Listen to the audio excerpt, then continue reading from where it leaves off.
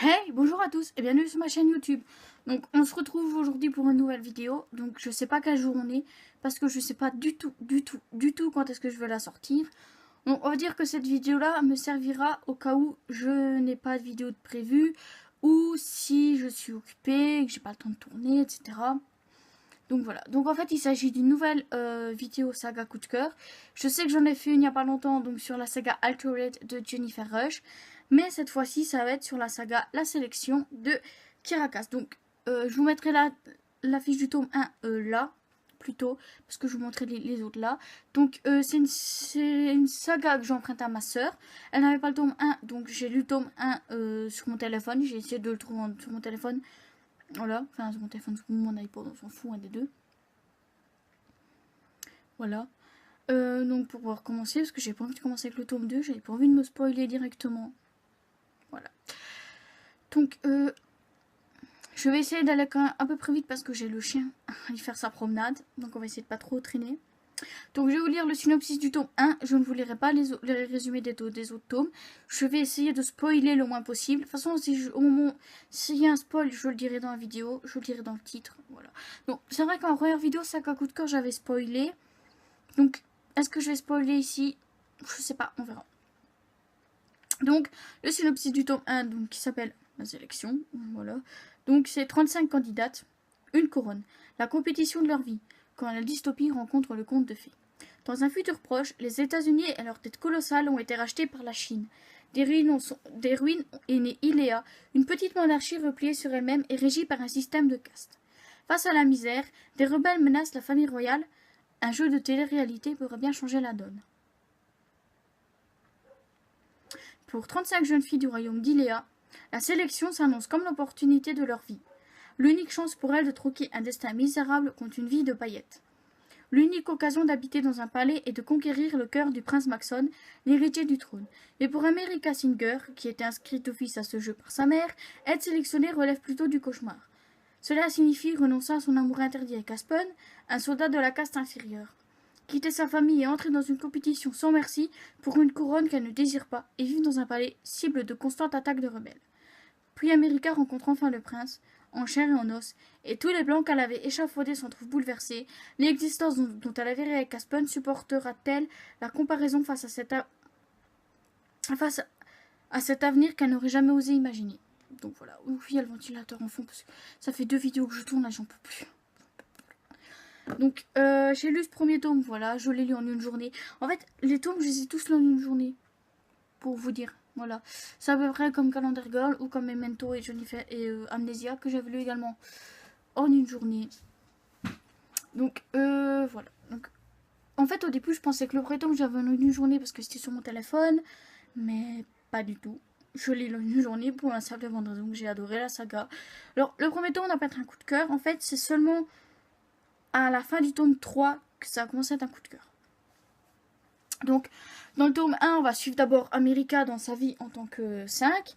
Donc, il faut savoir que les castes, donc les 5 en fait, eux, ce sont plus des métiers dans ce qu'ils aiment faire. Donc, par exemple, son papa fait de la peinture.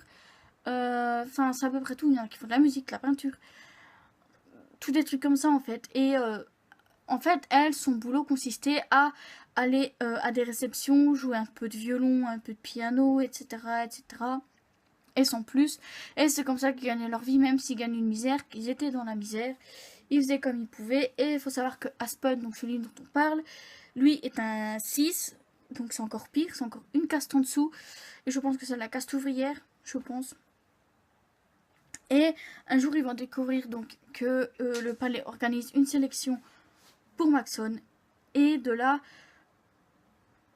en fait, au début, elle va pas vouloir s'inscrire. Puis Maxon et sa sœur et sa mère vont lui dire, non pas Maxon, Aspen, sa mère et sa sœur vont lui dire, inscris-toi, tu ne risques rien de toute façon à t'inscrire.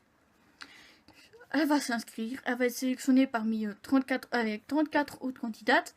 Elle va aller au château. Et de là, on va suivre tout doucement au château.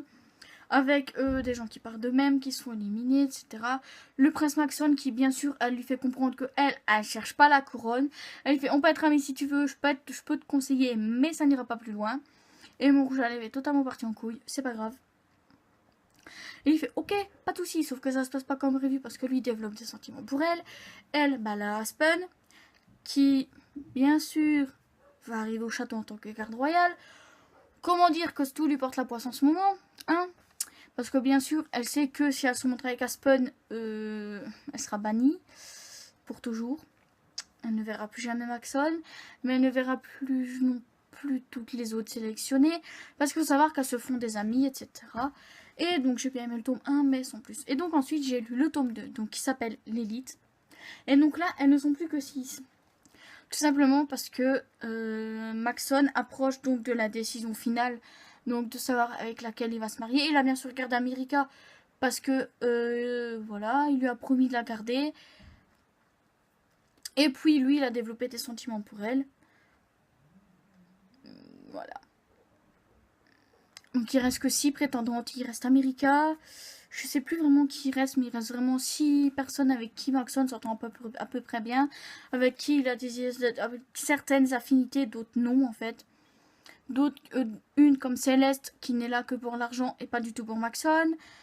Voilà. Voilà. En fait, on va dire, à part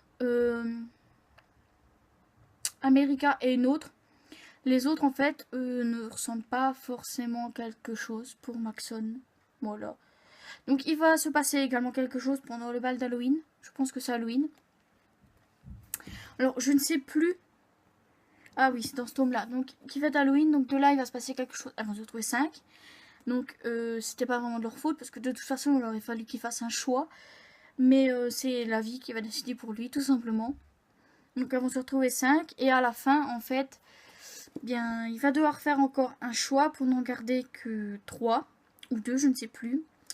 2 ou 3. Et donc on va suivre donc America qui s'éloigne tout de son Maxon, qui fait connerie sur connerie, qui tient tête au roi. Et ça s'appelait pas au roi.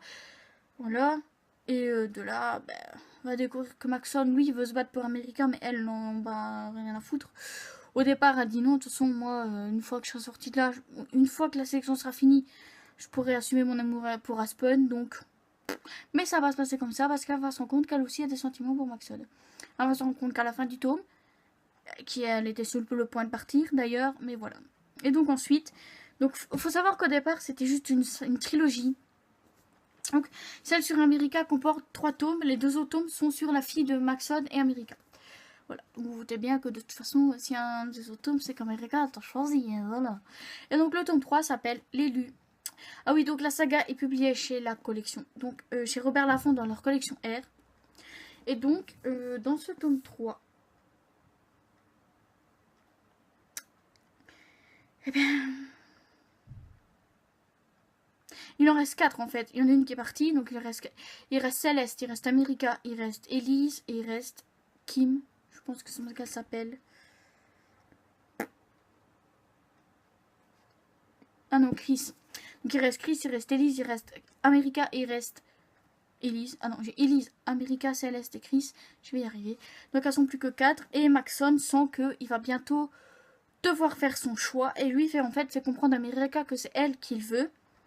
Que si elle le désire, il vire les 3 autres, enfin il en garde qu'une, et il vire les autres tout de suite.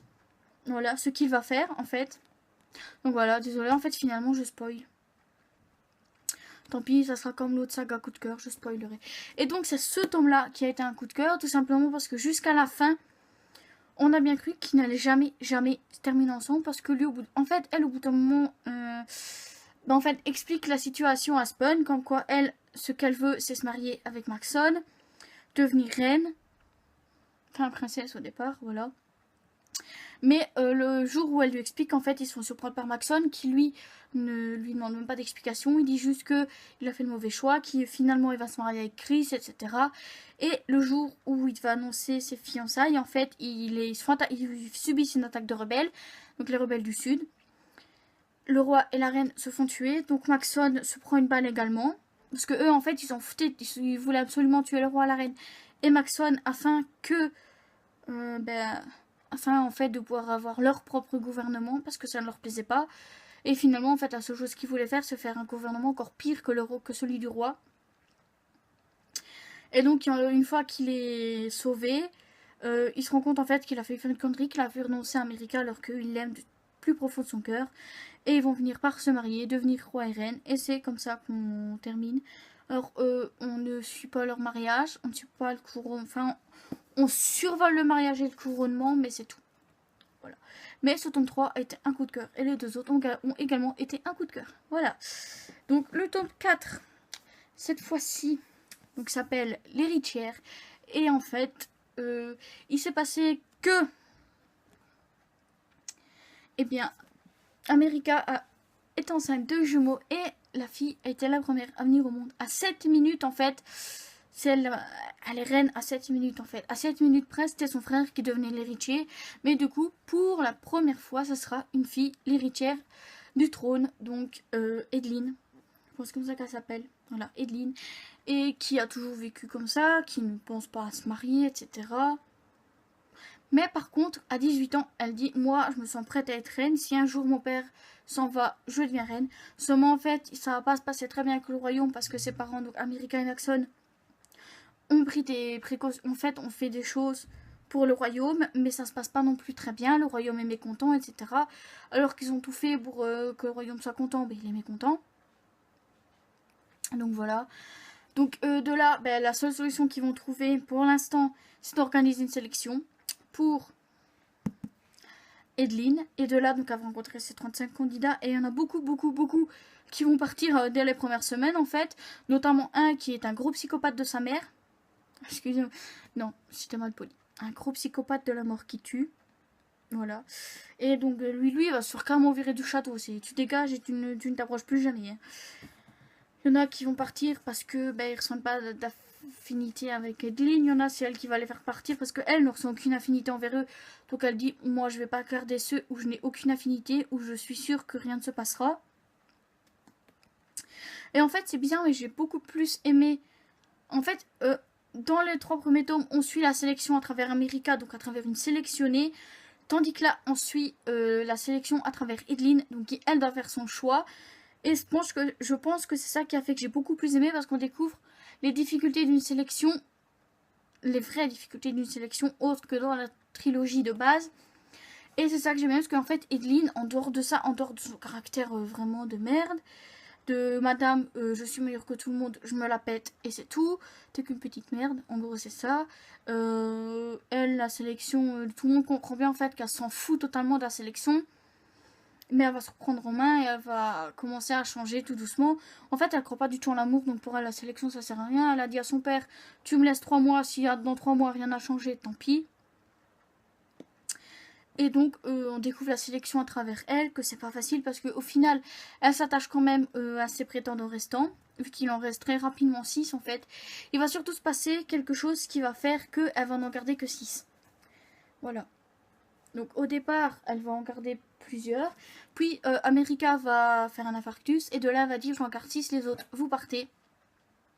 Voilà. Donc j'en garde 6, les autres, vous barrez loin. Voilà. Vous partez du château. Vous faites votre vie, moi je fais la mienne. Et donc elle va garder... Déjà, il y en a un, donc en fait, qui est le fils d'une... qui était avec America dans sa sélection, voilà, donc d'une amie d'America et de Maxon du coup. Donc Kyle, qui vit au château avec elle, donc lui, elle ne peut pas vraiment le virer parce qu'elle sait que de toute façon, il sera obligé de rester au château. Donc elle décide de le garder jusqu'à la fin de la sélection. Il y a également un Suédien et son traducteur. Il y en a à l'engartier, je ne sais plus vraiment leur nom, mais voilà. Et voilà. Et donc... elle prend beaucoup plus d'affinité, en fait, elle découvre Kyle sous une autre manière, en fait, que là où elle le connaissait avant. Elle se rend compte qu'il n'est pas du tout comme elle le pensait. Et elle se dit, mais pourquoi est-ce qu'on ne s'est jamais parlé avant, alors que ça fait 18 ans qu'on vit ensemble, qu'on se croise tous les jours, etc. Donc, dans ce tome-là, à la fin, donc, elle va garder les 6, et va nous laisser sur ça. Voilà. Et donc, le dernier tome s'appelle La Couronne. Donc, dans ce tome-là, bah... elle va dire... En fait, elle va se rendre compte qu'en très peu de temps, elle va devoir devenir reine et épouse. Voilà. Elle va devenir femme, épouse et reine en quelques semaines. Donc là, elle a choisi ses 6 derniers prétendants. Elle a pas fait de choix particulier. Mais en fait, elle se rend compte, finalement, au fil du temps, vu que pendant que sa mère est à l'hôpital, enfin l'hôpital au château, mais elle est soignée, son père, en fait, ne fait plus ses fonctions de roi, donc elle devient reine par intérim. On peut appeler ça comme ça. Elle devient reine par intérim et elle se rend compte, en fait, ça lui plaît. Mais elle se rend compte également qu'elle ne peut pas faire ça toute seule, qu'elle doit avoir quelqu'un à ses côtés. Donc elle se dit, il faut que je choisisse un fiancé. Et tant pis si je ne l'aime pas. Je finirai bien par l'aimer au fil du temps. Ou de toute façon, ça sera juste. Voilà. Et au final, en fait, elle va choisir aucun des prétendants. Mais elle va choisir l'interprète de... je sais plus comment il s'appelle.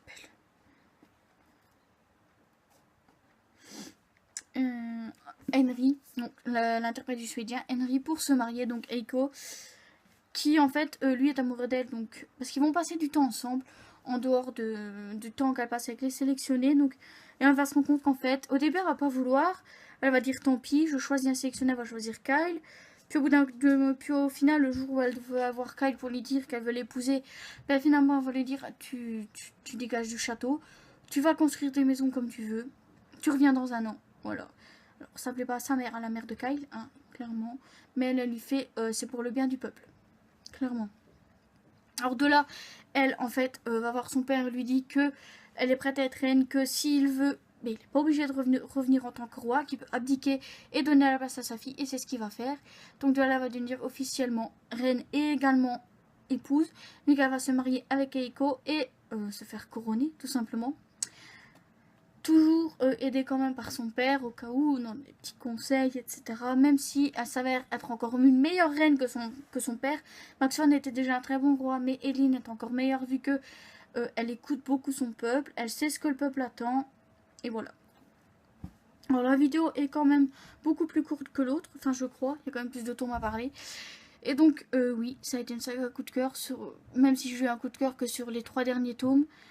Mais pour moi, c'est une saga que si un jour elle sort en poche, c'est sûr et certain, je me lance dessus, je l'achète. Alors, j'hésiterai même pas, je l'achète, je l'aurai dans ma bibliothèque. Parce qu'en fait, j'ai pas envie de l'acheter. Maintenant que je l'ai lu, j'ai pas vraiment très envie de l'acheter en grand format. Voilà. Parce que je l'ai lu une fois, que je sais que si je les achète, ça sera directement dans la bibliothèque. Donc, j'ai pas très envie de les lire. On verra. Donc, si jamais un jour ils sont en poche, parce que je sais que là, il y en a certains de la collection R qui commencent à sortir en poche. Donc, je me dis pourquoi pas espérer qu'un jour la sélection sorte en poche. À ce moment-là, je les achèterai. Il n'y a pas de souci. Ce serait avec grand plaisir que je le ferai. Faut savoir que ma soeur a la saga quand même depuis quelques années, 2-3 ans je pense, que je ne l'avais pas lu. Voilà. J'aurais pu en fait la lire à ce moment-là, mais je ne l'ai pas fait. J'ai attendu. Je sais pas pourquoi. Je vous avoue que là, tout de suite, je sais pas pourquoi. Alors peut-être que j'aurais moins aimé si je l'avais lu avant. Peut-être, je sais pas. Peut-être que j'aurais encore plus aimé, je sais pas. On verra. Dans tous les cas, c'est une saga que je conseille à beaucoup de monde, pour ceux qui aiment la dystopie, pour ceux qui aiment la romance également. Vu que c'est une romance dystopique, on va pas se mentir. Voilà. Et il est temps que j'arrête parce que mon dos là, mon dos ne suit plus, il est temps que j'arrête. Donc moi je vous dis à bientôt pour une prochaine vidéo, vu que je vous le répète, je ne sais pas quand est-ce que cette vidéo sortira. Donc ce sera peut-être en juin, en juillet, en août, en septembre, on s'en juge pas. Ou je vais peut-être la garder pour si un jour on déménage. On verra. Mais j'essaye de pas la poster trop vite non plus. Parce que j'ai sorti l'autre fin mai. Donc j'essaie de pas trop condenser. De les espacer le plus possible. Et on verra. Donc moi je vous dis à la prochaine pour une prochaine vidéo. Bye bye.